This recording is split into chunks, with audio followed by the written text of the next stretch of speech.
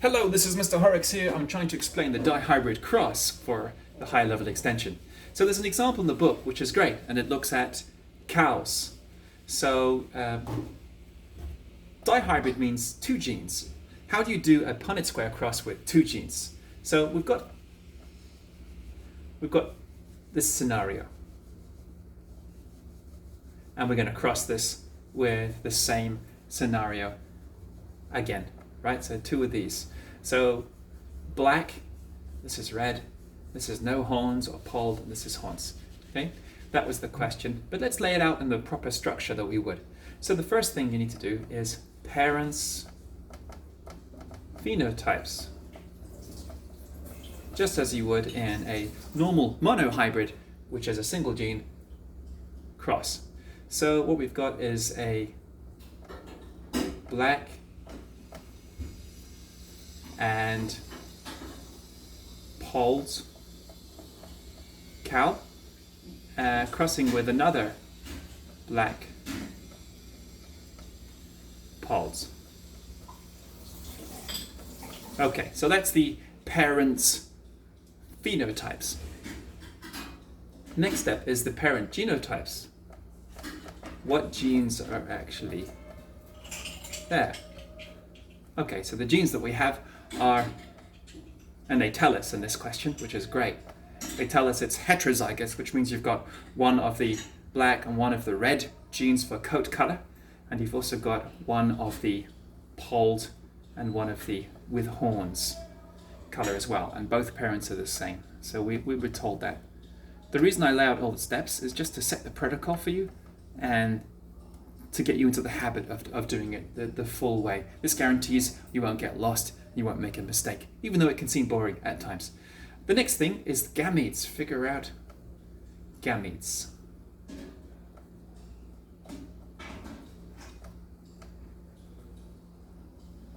Okay, how do you figure out the gametes from these?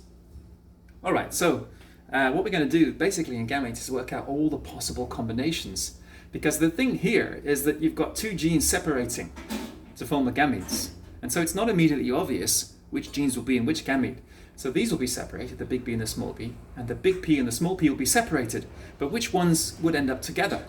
Well, you could get a big B and a big P together in a gamete. That could happen. So it's a gamete. I'll put a circle around it so you know it's a gamete. Okay? In fact, if this was the male, I could even draw a little tail on it to make it represent, say, the sperm.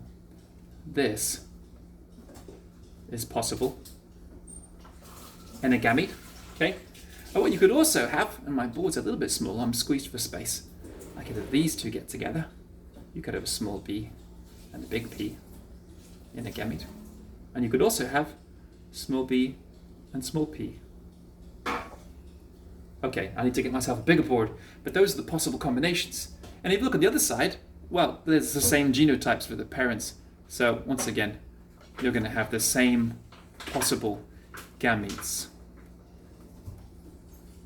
So whether you draw lines or whether you just look at it with your eye, notice I'm drawing the B before the P consistently. This is according to protocol. We follow the laws of the alphabet and put the letters first, which are first in the alphabet. Okay, those are the possible gametes. So I figured out the gametes. Okay, the next step, I'm just going to pause the video while I delete that and rewrite, is the cross itself. Okay, so now I've cleaned the board and you remember the steps. The next step is to work out the cross, the Punnett square.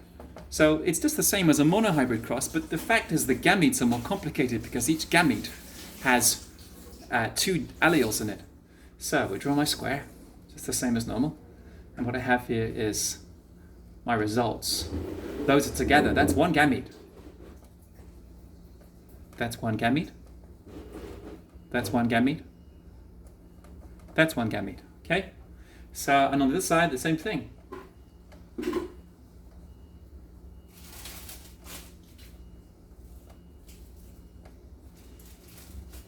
Okay, and now I need to cross them. So when you join them, be aware that you're joining the alleles from two genes.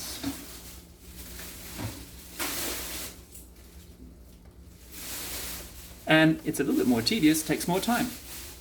But it's exactly the same process as for monohybrid cross.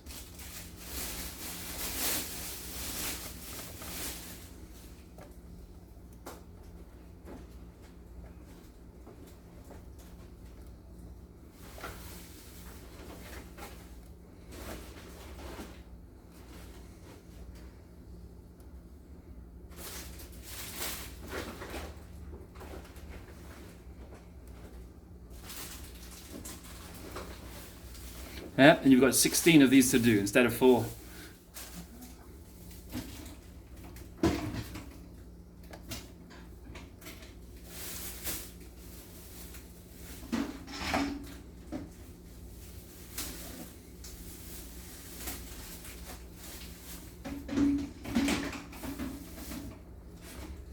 The last ones.